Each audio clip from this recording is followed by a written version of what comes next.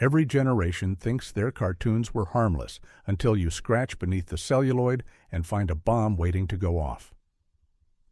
The 1970s might look like a rainbow-colored peace sign parade, but dig deeper and you'll hit a wall of outrage, bans, and scandals that had parents, politicians, and censors seeing red. Which innocent show sparked a government hearing? And which cartoon's so-called good lesson landed it in hot water? Buckle up, this ride's only going to get stranger from here. Fat Albert and the Cosby Kids, 1972 to 1985. If you ever thought cartoons were just about slapstick and silly voices, Fat Albert and the Cosby Kids was the show that marched into Saturday morning and said, "Let's talk about the real world." Created by Bill Cosby, the series promised to educate while it entertained, but nobody warned viewers that education could mean gang violence, poverty, drugs, or racism, all before the cereal bowl was empty. Fat Albert was set in an inner-city Philadelphia neighborhood, drawing on Cosby's own childhood experiences. That authenticity was the show's secret weapon and its greatest controversy. This wasn't just a cartoon, it was a weekly social studies class with zero sugarcoating. One episode might show the kids grappling with bullying, another tackled disabilities, and then there were storylines about guns, juvenile detention, or shoplifting. It was groundbreaking, raw, and to some parents, way too much. When the Busted episode aired, featuring the kids mistakenly arrested for shoplifting and lectured by a real police officer, phone lines at TV stations lit up like Christmas trees. Parents screamed that the episode was traumatizing, unfit for children, and too close to home. Educators debated its value. Some praised its honesty. Others said it gave kids nightmares. One California school board voted to keep Fat Albert off classroom TVs entirely, worried it might plant ideas instead of solving them. Then came the infamous drug episodes. In Double Talk, a character wrestles with the temptation of selling drugs for quick cash. The language is blunt, and the consequences are real. CBS hesitated to even air it, worrying about lawsuits or accusations of promoting drug culture. The network eventually ran it, but some affiliates flat out refused. In conservative communities, the mere mention of narcotics or gang activity was enough to get the show yanked off the air. Some southern states only allowed approved episodes, meaning ones that never mentioned addiction, guns, or racism. Yet Fat Albert refused to stay down. For every angry parent, there was an educator or activist championing the show's boldness. Years later, cultural critics point to Fat Albert as a pioneer, one of the first mainstream shows to represent black kids as complex, relatable heroes, not stereotypes. But back in the 70s, that trailblazing spirit got it labeled dangerous, subversive, and in more than one PTA meeting, banned for being too real. The irony?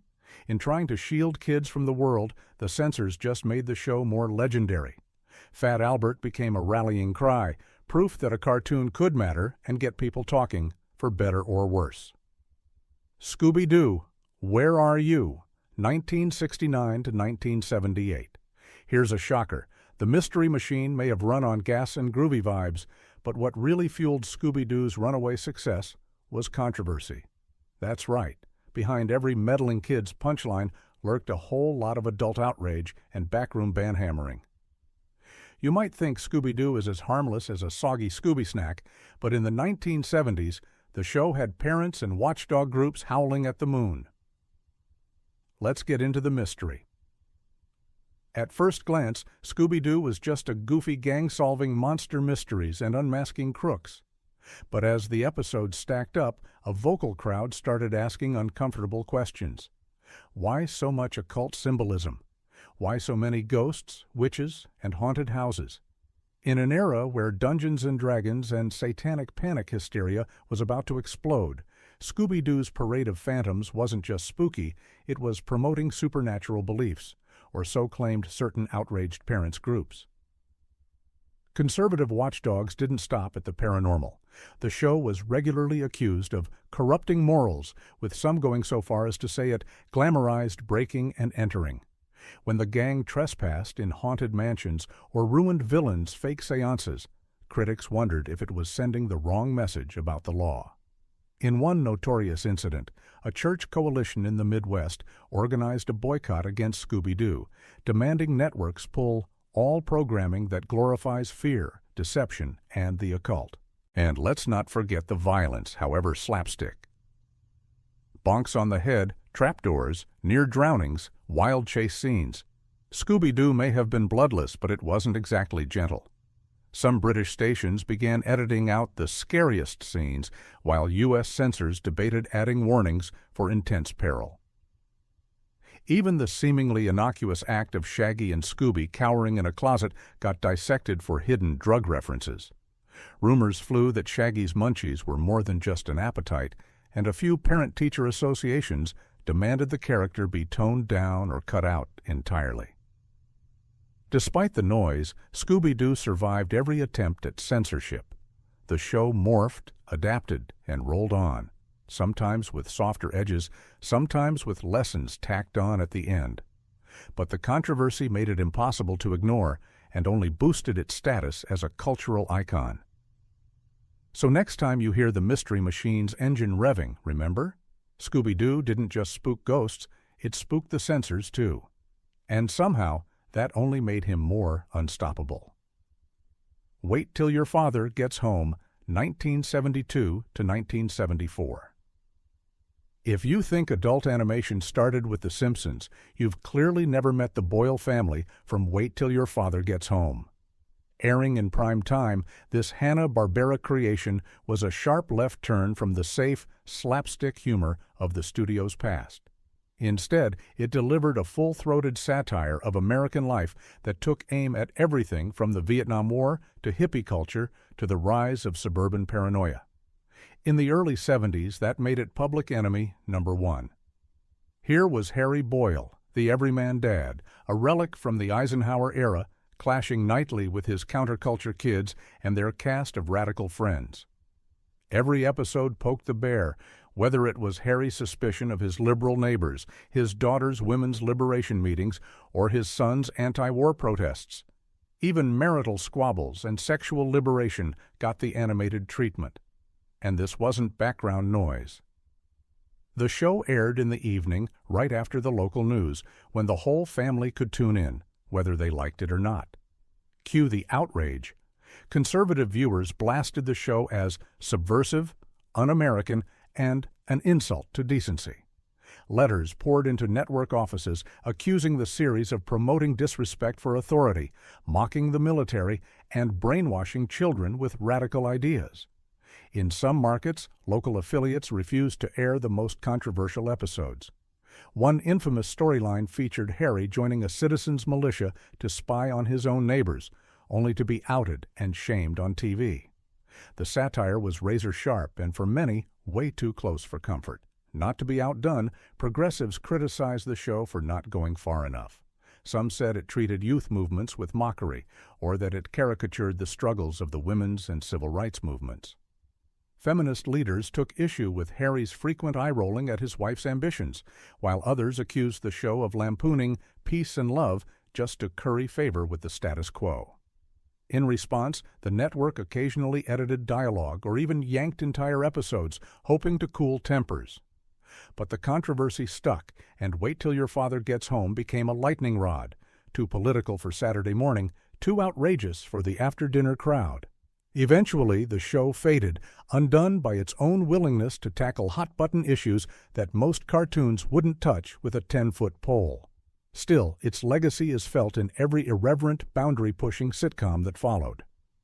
Wait Till Your Father Gets Home proved that animation could be social commentary and that sometimes the most dangerous thing you could put on TV was the truth, drawn in Technicolor. The Jackson 5, 1971 to 1973. Take the world's biggest pop group, put them in a cartoon, and what could go wrong? As it turned out, plenty. The Jackson 5 was supposed to be a feel-good, toe-tapping romp for Saturday mornings, starring the animated versions of Michael, Jermaine, Tito, Marlon, and Jackie Jackson as they toured, sang, and solved zany mysteries. But almost from the first broadcast, the Jackson 5 ran headlong into a storm of complaints, bans, and finger-wagging editorials. The first flashpoint? The depiction of superstition and voodoo. Several episodes sent the boys on wild adventures that leaned heavily on magical elements, fortune-tellers, curses, and what some parents called witchcraft for children. Conservative and religious groups howled that the show was promoting occult practices and pagan beliefs, especially when a fortune-telling monkey became a recurring character. In the American South, this was enough for certain affiliates to yank the show mid-season, citing a bad influence on young minds. But that wasn't the only problem. Critics in the black community were divided. Some loved seeing positive black role models on screen, while others worried the show trivialized real-life struggles, focusing on celebrity over substance. And then came the charge that the show was exploiting the Jacksons, reducing their lives to cartoon chaos instead of real challenges. "Are we showing kids the reality of black excellence?" asked one op-ed, "or just selling them a fantasy?" Music industry insiders were also nervous. The show's storylines often parodied the cutthroat world of managers and record labels, sometimes hitting too close to home. An episode featuring a shady agent led to calls from actual managers demanding retractions or legal action. Even the Jackson family reportedly complained about episodes they found inaccurate or embarrassing. The controversy wasn't limited to America. In the UK and parts of Africa, episodes that touched on witchcraft, voodoo, or spirits were heavily edited or banned. In Jamaica, one entire arc involving Caribbean folklore was removed from the broadcast schedule, with censors citing cultural insensitivity and dangerous stereotypes. Despite all the drama, the Jackson 5 became a cult classic, proof that even the most innocent-seeming cartoons can unleash a tidal wave of outrage. Today, the show is remembered for its catchy tunes, colorful animation, and its knack for turning pop stardom into headline-making controversy. Star Trek: The Animated Series, 1973 to 1974. If you thought the only thing controversial about Star Trek was Spock's haircut, think again. When Star Trek: The Animated Series hit the airwaves in 1973, it promised to bring the final frontier to a new generation of viewers. But what parents and censors got instead was a heady mix of existential crises, alien religions, and interstellar debates about racism and war, all before noon on a Saturday. It wasn't just boldly going, it was boldly banned in several places. The show wasted no time pushing the envelope. One week, the crew tackled racial prejudice with an episode about a species divided by skin color, literally half black, half white. In another, Captain Kirk squared off against a genocidal computer, the sort of philosophical dilemma that sent censors scrambling for the off switch. And when the writers decided to explore alien spirituality, you could practically hear the angry letters hitting network desks. Religious groups were especially quick to pounce. In the episode The Magics of Megas 2, the Enterprise crew encountered a being who looked suspiciously like the devil and visited a planet where magic was real. For some, it was a fun fantasy. For others, it was promoting Satanism to children. TV stations in the Bible Belt refused to air the episode, and international broadcasters in countries like Germany and the UK skipped it entirely, worried about inappropriate religious themes. But the censors weren't done. Episodes dealing with death, violence, or what they considered overly mature philosophical content were often pulled from rotation or delayed until later time slots. The series even dipped its toes into Cold War paranoia, with alien plots that seemed to mirror real-world anxieties about nuclear annihilation. In an era when Saturday morning was supposed to be a haven from grown-up problems, Star Trek. The animated series made sure kids got a full serving of adult angst, much to the horror of parents' groups everywhere. The backlash didn't kill the show, but it did clip its wings. Some affiliates would only air approved episodes, while others insisted on disclaimers or parental guidance warnings. And yet, despite all the noise, Star Trek's animated run built a loyal cult following, inspiring future generations of storytellers to dream bigger, weirder, and bolder. Looking back, it's almost quaint, a cartoon that dared to challenge its audience rather than lull them to sleep. Star Trek. The animated series didn't just seek out new worlds, it discovered entirely new frontiers in Saturday morning outrage. The Adventures of Muhammad Ali, 1977. Before the world had 100 celebrity-endorsed cartoons, The Adventures of Muhammad Ali stepped into the ring in 1977 and lasted barely long enough for the bell to ring. The series, starring Ali as himself, aimed to showcase the boxing champ's courage, integrity, and sense of justice. But within weeks, it was at the center of a controversy so fierce that some stations pulled it before the season was over. Why the uproar? For starters, the show didn't shy away from the real-world struggles Ali faced: racism, prejudice, and standing up for what's right, even when it was unpopular. One episode showed Ali confronting racial slurs and bigotry. Another had him giving a classroom speech about resisting war and questioning authority, a not-so-subtle nod to his real-life stance against the Vietnam draft. In the 1970s, those topics were red-hot. Parents and politicians alike lost their minds. Some conservative groups blasted the show as unpatriotic and anti-American. Critics accused it of indoctrinating kids with radical ideas, calling it propaganda disguised as a cartoon. Southern TV networks either delayed the show to late-night time slots or dropped it altogether. A few even claimed that putting politics in a cartoon is a crime against childhood. The backlash reached the network's top brass, who suddenly found themselves fielding angry calls from community leaders, veterans groups, and even some advertisers. They pressured the production team to tone down the politics, but the damage was done. Ratings plummeted as the controversy overshadowed any positive message the series might have delivered. Even Ali himself couldn't save the show from the censors. In the end, The Adventures of Muhammad Ali lasted only 13 episodes, just long enough to prove that cartoons, like boxing matches, can turn into knockdown, drag-out brawls when you mix real-world issues with animated fun. Yet, looking back, it's clear the series was ahead of its time, using animation not just to entertain, but to challenge, provoke, and reflect the world outside the TV screen. In the 1970s, though, that was more than enough to get you banned. Schoolhouse Rock. 1973 to 1984, or I'm Just a Bill without missing a beat. Schoolhouse Rock is now a pop culture institution, lauded for teaching kids everything from math to the mechanics of government, all to a catchy soundtrack. But in its early days, these short films caused a surprising amount of outrage, bans, and debate. Let's rewind to the 70s, when cartoons were expected series from their school programming, arguing that education belongs in the classroom, not in between cartoons. The backlash was loudest from both sides of the political spectrum. Some progressives argued that the show's lessons were too sanitized, omitting important truths about oppression and struggle.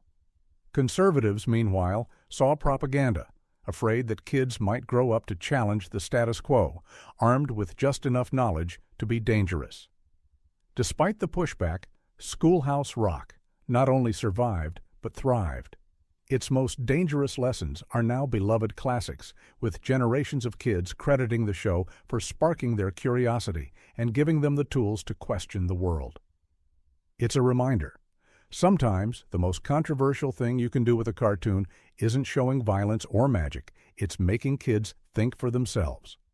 Godzilla 1978 to 1979.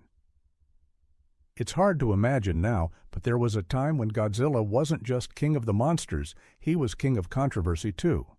Hanna-Barbera's Godzilla cartoon was supposed to be a surefire hit, bringing the thrill of Tokyo-smashing mayhem to American Saturday mornings.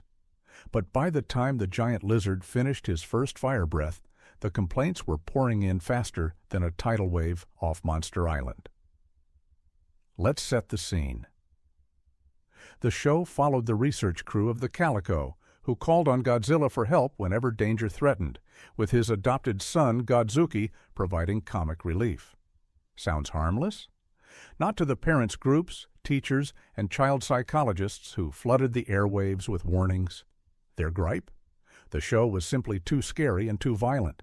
Critics claimed that Godzilla's roars, city-busting battles, and radioactive breath were giving kids nightmares, encouraging aggressive behavior, and glorifying destruction. But the censors didn't stop there. In the UK and Australia, local broadcast authorities reviewed the cartoon after a wave of complaints and promptly slashed episodes for intense peril and destructive themes. In several markets, Godzilla was pushed out of its morning slot and into the afternoon, deemed more suitable for older kids, an early example of the animation age ghetto creeping in. There was another layer of controversy lurking beneath the rubble, the show's depiction of science and nuclear power.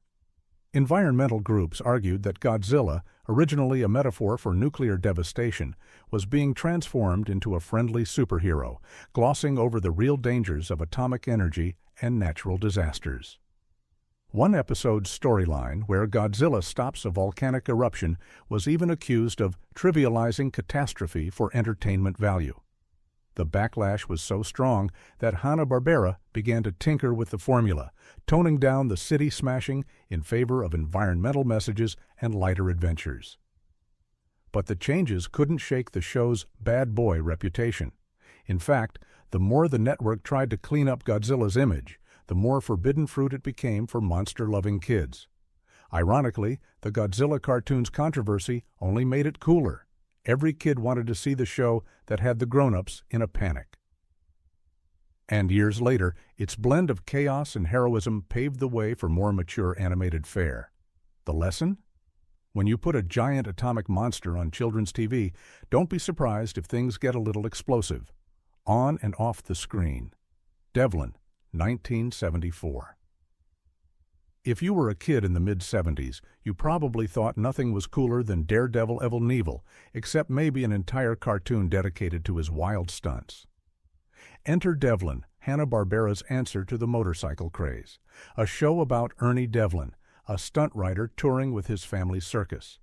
It was meant to capture the excitement of big jumps and risky tricks, but what the creators didn't expect was the wave of panic that followed. The controversy started with a spike in ER visits. Not long after Devlin debuted, hospitals reported an uptick in kids attempting to mimic the show's dangerous feats, riding bikes off ramps, leaping over furniture, and generally using their homes as obstacle courses. News reports highlighted the trend, and soon the phrase "copycat injuries" was all over the headlines.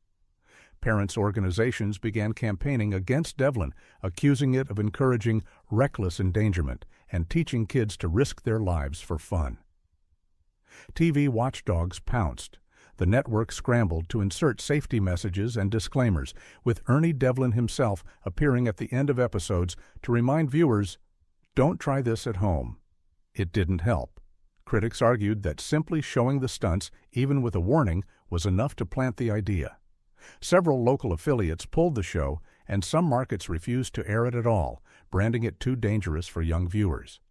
As the pressure mounted, Hanna-Barbera was forced to tone down the stunts, add more family-friendly storylines, and steer clear of anything that looked like a how-to guide for daredevilry. But the damage was done. Devlin never escaped the stigma, and its short run became a cautionary tale for the industry. Looking back, it's clear Devlin was a victim of its own cool factor. The show wanted to capture the thrill of the stunt world, but it landed right in the middle of America's parental panic. In the end, Devlin proved one thing. In the '70s, even cartoon heroes could crash and burn, sometimes before the final credits rolled. Sealab 2020, 1972. If you thought all cartoons in the '70s were bright, silly, and consequence-free, then Sealab 2020 would have hit you like a rogue tidal wave. This ambitious Hanna-Barbera series followed a team of scientists living in an underwater research base, fighting off environmental threats, equipment failures, and the ever-present possibility of disaster. It was science fiction with a conscience, and it terrified parents and censors alike. The trouble started with the very first episode, which didn't just flirt with environmental disaster, it married it. Sealab 2020 confronted kids with oil spills, nuclear meltdowns, sabotage, and threats of mass extinction. Unlike other Saturday morning fare, the dangers weren't just the stuff of fantasy. They were drawn from real-life headlines. The show's heroes didn't always win by punching their way out. They had to make tough ethical choices and sometimes deal with loss, setbacks, and the knowledge that the ocean's dangers were as real as anything on land. For a generation raised on Scooby-Doo and the Flintstones, this was a massive gear shift. Parents flooded broadcasters with complaints that the show was too intense, too depressing, and not suitable for children. School groups and advocacy organizations argued that the show's doomsday tone could cause anxiety and nightmares. In some markets, local affiliates pulled episodes from rotation or shifted the show to less visible time slots. Then there were the international censors. In the UK and Australia, Sealab 2020 faced heavy edits or outright bans for disaster-related trauma, especially following real-world tragedies like oil spills or mining accidents. One episode featuring a potential nuclear meltdown was pulled entirely in Germany and New Zealand, deemed too frightening for young viewers. Despite, or maybe because of, the controversy, Sealab 2020 earned a cult following among kids who craved more than slapstick and catchphrases. The show paved the way for later environmental cartoons and even inspired the wildly irreverent parody Sealab 2021 decades later. But in its own time, Sealab 2020 was too far ahead of the curve, a rare cartoon that told kids the truth about the world and paid the price for its honesty. In a decade full of escapism, Sealab 2020 proved that sometimes the scariest monsters are the ones humanity creates itself. So, what did we learn? The 70s were proof that cartoons are anything but harmless. They're battlegrounds for culture, politics, and the anxieties of an entire generation. Which of these banned or controversial shows do you remember or wish you'd seen just to say you survived the uproar? Drop your wildest Saturday morning memories in the comments. Hit subscribe for more deep dives. And don't forget, the next cartoon scandal might be just one rerun away. See you on the flip side.